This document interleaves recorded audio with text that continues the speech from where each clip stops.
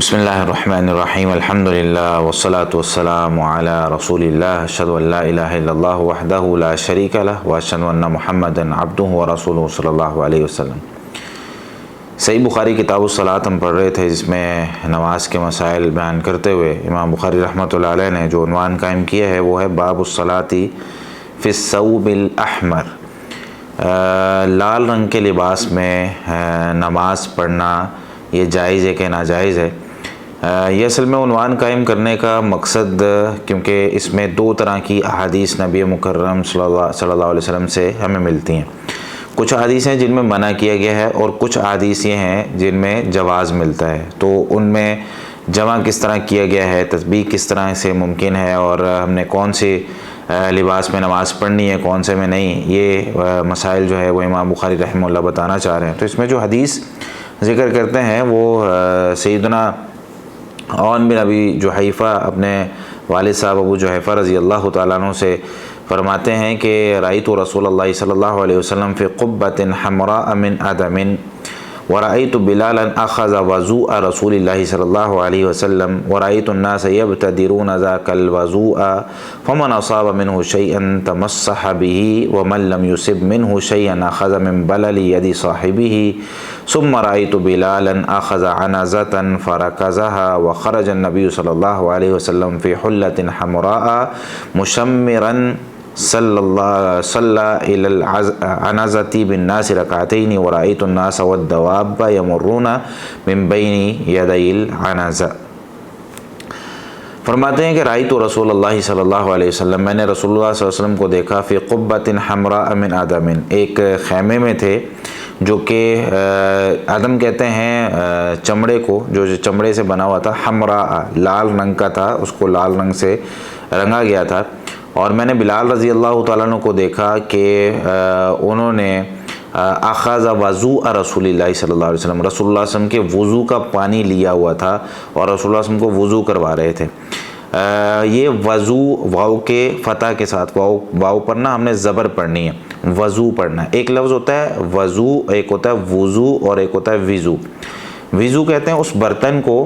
جس میں پانی ڈالا جاتا ہے، اور وضو کہتے ہیں وضو کے پانی کو، جو ہم عمل کرتے ہیں نا، ہاتھ دھونا، چہرہ دھونا، کلی وغیرہ کرنا، یہ سارا جو عمل ہوتا ہے نماز کے لیے جو وضو کیا جاتا ہے، یہ وضو ہوتا ہے، وضو نہیں ہوتا۔ تو اس کو یاد کرنے کا آسان طریقہ ہمارے اساتذہ میں بتایا کرتے تھے، وہ کہتے تھے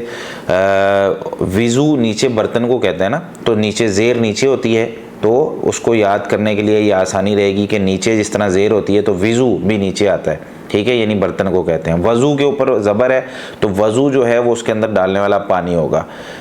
تو وضو جو ہے وہ ہم نے یہاں پر اس کو استعمال کرنا، اور پھر اس وضو سے ہم جو ہے وہ وضو کرتے ہیں، یعنی یوں بھی کہہ سکتے ہیں کہ وضو میں ہم نے وضو ڈالا اور پھر اس سے وضو کیا۔ اس طریقے سے یہ سمجھانے کے لیے کچھ الفاظ کا جو ہے وہ اس طریقے سے سمجھایا جاتا ہے۔ اچھا، تو کہتے ہیں کہ رأیت بلالا اخذ وضوء رسول اللہ صلی اللہ علیہ وسلم، تو میں نے بلال رضی اللہ تعالیٰ عنہ کو دیکھا کہ انہوں نے نبی مکرم صلی اللہ علیہ وسلم کے وضو کا پانی لیا ہوا تھا، آپ صلی اللہ علیہ وسلم کو وضو کروا رہے تھے۔ ورأیت الناس یبتدرون ذاک الوضوء،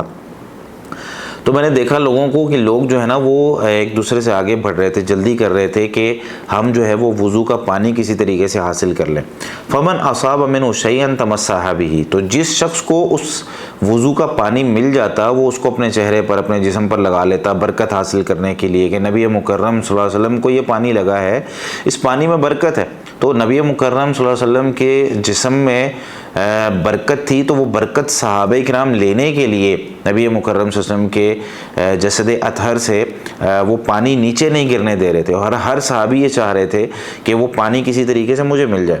وَمَن لَّمْ يُصِبْ مِنْهُ شَيْئًا، تو جس کو ڈائریکٹلی وہ پانی نہیں مل رہا تھا، اخذ من بلل ید صاحبہ، تو وہ جس آدمی نے ڈائریکٹلی نبی مکرم صلی اللہ علیہ وسلم کے جس میں جسد اطہر سے پانی لیا تھا، تو وہ اب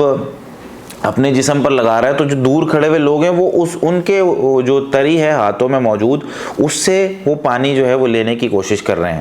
ثم رأیت بلالا اخذ عنزة، پھر جب وضو کا معاملہ ختم ہوا میں نے بلال رضی اللہ تعالیٰ عنہ کو دیکھا کہ انہوں نے ایک نیزہ پکڑا ہے، فرکزها، اس کو آگے گاڑ دیا، وخرج النبی صلی اللہ علیہ وسلم فی حلۃ حمراء، یہ جو لفظ ہے باب کے ساتھ جو عنوان کے ساتھ تعلق رکھتا ہے، جس کے لیے امام بخاری رحمہ اللہ یہ حدیث لے کر آئے ہیں، تو کہتے ہیں کہ میں نے نبی مکرم صلی اللہ علیہ وسلم کو دیکھا کہ آپ صلی اللہ علیہ وسلم ایک لال رنگ کے حلے میں، حلہ جو ہے وہ شلوار قمیض آپ اس کو کہہ لیں، یعنی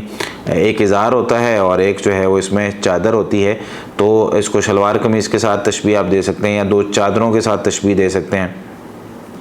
تو ایک حلے میں نبی مکرم صلی اللہ علیہ وسلم نکلے، مشمرن، آپ صلی اللہ علیہ وسلم اس کو لپیٹا ہوا تھا، صلی الی العنزۃ بالناس رکعتین، تو آپ صلی اللہ علیہ وسلم نے نیزے کی طرف منہ کر کے، سفر میں تھے تو 2 رکعتیں ان کو نماز پڑھائی نیزے کی طرف منہ کر کے، یعنی اس کو سترا بنایا، نماز میں آگے اس کو سترا رکھا۔ ورأیت الناس والدواب یمرون من بین یدی العنزۃ، اور میں نے دیکھا کہ لوگ، کیونکہ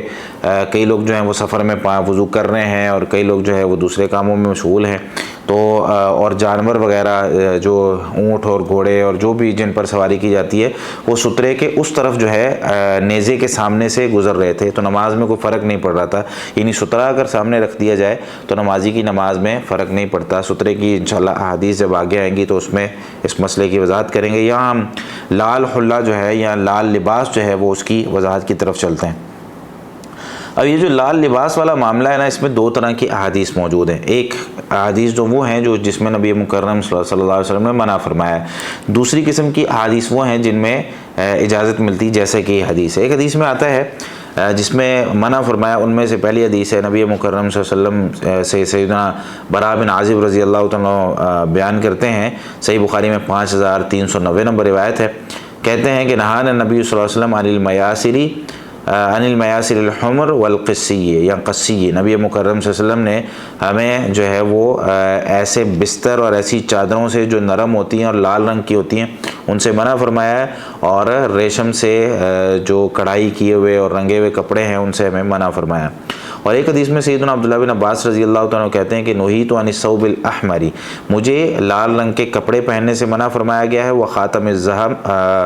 اور اسی طریقے سے سونے کی انگوٹھی پہننے سے منع فرمایا گیا، وان اقرأ وانا راکع، اور رکوع کی حالت میں قرآن پڑھنے سے منع فرمایا گیا ہے۔ منع فرمانے والے کون تھے؟ نبی مکرم صلی اللہ علیہ وسلم، اور یہ حدیث سنن نسائی میں 5117 نمبر پر موجود ہے اور صحیح ہے۔ اسی طریقے سے سیدنا عبداللہ بن عمر بن عاص رضی اللہ تعالیٰ عنہ فرماتے ہیں کہ مر علی النبی صلی اللہ علیہ وسلم، ایک مرتبہ بلکہ مرہ علی النبی صلی اللہ علیہ وسلم رجل، ایک آدمی نبی مکرم صلی اللہ علیہ وسلم کے پاس سے گزرا، علیہ ثوبان احمران، اور اس نے 2 سرخ رنگ کی چادریں یا کپڑے جو ہے وہ پہنے ہوئے تھے، فسلم علیہ، تو اس نے نبی مکرم صلی اللہ علیہ وسلم کو سلام کیا، فلم یرد علیہ النبی صلی اللہ علیہ وسلم، نبی مکرم صلی اللہ علیہ وسلم نے سلام کا جواب نہیں دیا کہ لال رنگ کے لباس کو پہننا اور لال رنگ کی چادریں پہننا یہ درست نہیں ہے۔ جامع ترمذی میں یہ روایت موجود ہے 2731 نمبر پر، اور ابو داود میں 3574 نمبر پر یہ موجود ہے۔ یہ حدیث جو ہے اس کو علماء کرام نے ضعیف قرار دیا، جیسا کہ شیخ البانی رحمہ اللہ نے اس کو ضعیف قرار دیا، لیکن اسے بیان کیا جاتا ہے اس موضوع میں۔ بہرحال پہلی جو 2 حدیثیں میں نے بیان کی ہیں وہ صحیح ہیں، اور انہیں اس موضوع پر جو ہے وہ ہمیں اختیار کرنا چاہیے۔ اور جو اباحت کی اور اس کے جواز پر دلائل موجود ہیں اس میں جو ہے وہ ایک حدیث تو میں نے ابھی آپ کے سامنے تلاوت کی ہے، یعنی پڑھی ہے، اور اسی طریقے سے ہلال بن عامر رحمۃ اللہ علیہ اپنے والد محترم سے روایت کرتے ہیں، عامر رضی اللہ تعالیٰ عنہ سے، کہ رأیت رسول اللہ صلی اللہ علیہ وسلم بمنن، میں نے نبی مکرم صلی اللہ علیہ وسلم کو منا میں دیکھا، یخطب علی بغلۃ، اپنی خچر پر نبی مکرم صلی اللہ علیہ وسلم خطبہ دے رہے تھے، وعلیہ برد احمر، اور آپ صلی اللہ علیہ وسلم پر سرخ رنگ کی چادر موجود تھی۔ اسے ابو داود نے روایت کی ہے، یعنی امام ابو داود رحمہ اللہ نے اپنی کتاب میں 3551 نمبر پر اسے ذکر کیا ہے۔ تو یہ جو احادیث ہے نا، ان احادیث میں جواز موجود ہے، اس طرح کی اور بہت سی احادیث موجود ہیں۔ تو نبی مکرم صلی اللہ علیہ وسلم نے جو چادریں پہنی ہوئی تھی، یا آپ صلی اللہ علیہ وسلم نے جو حلہ پہنا ہوا تھا، یہ جو دو چادریں، یعنی جس میں ایک تہبند کے طور پر موجود ہے اور ایک جو اوپر لینے والی چادر ہے، وہ مکمل طور پر سرخ نہیں تھی، حافظ ابن قیم رحمہ اللہ نے زاد المعاد میں، اور اسی طریقے سے حافظ ابن حجر رحمۃ اللہ علیہ فتح الباری میں اس کی وضاحت کی ہے، اور حافظ ابن رجب رحمۃ اللہ علیہ نے بھی اس کی وضاحت کی ہے۔ ابن قیم رحمہ اللہ زاد المعاد میں جلد نمبر 1 صفحہ 137 پر تفصیل سے جو ہے وہ اس کی ہم بحث پڑھ سکتے ہیں۔ کہ انہوں نے جو چادریں پہنی تھی اس پہ نا نقش و نگار اور کچھ کڑھائی ہوئی تھی لال رنگ کے دھاگے کے ساتھ. تو مکمل لال رنگ پہننا یہ منع ہے، یہ اسلام نے مردوں کو منع کر دیا. خواتین پہن سکتی ہیں، مرد نہیں پہن سکتے. اگر ہم اس طرف آتے ہیں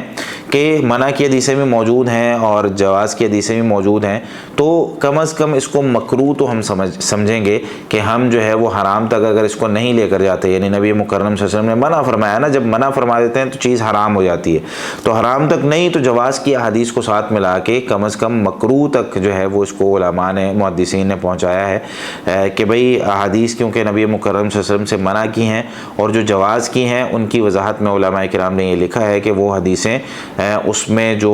نبی مکرم صلی اللہ علیہ وسلم نے چادریں پہنی تھی وہ مکمل طور پر سرخ نہیں تھی، بلکہ اس میں جو ہے وہ کڑھائی وغیرہ اور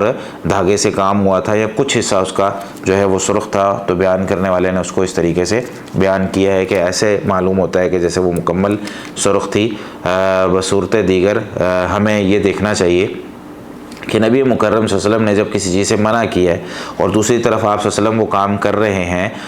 تو اس میں ہم تاریخوں کو دیکھتے ہیں کہ پہلے کون سا کام کیا آپ صلی اللہ علیہ وسلم نے. اگر تو آپ صلی اللہ علیہ وسلم نے پہلے جو ہے وہ منع کیا تھا اور بعد میں پہنا ہے تو وہ جواز پر دلالت کرتا ہے، اور اگر آپ صلی اللہ علیہ وسلم نے بعد میں جو ہے وہ منع کر دیا اور پہلے آپ صلی اللہ علیہ وسلم نے اس کو پہنا تھا تو پھر جو ہے وہ بعد والی حدیثوں پر عمل کریں گے. لیکن جب پتہ نہیں چلتا ہے کہ کون سی حدیث پہلی ہے اور کون سی بعد کی، تو پھر دونوں میں جمع کیا جاتا ہے تاکہ ہم دونوں ہی حدیثوں پر عمل کر سکیں اور نبی مکرم صلی اللہ علیہ وسلم کے سارے فرامین ہی ہمارے سامنے ہوں اور ہم ان پر عمل کر کے اپنی زندگی کو گزاریں. جزاکم اللہ.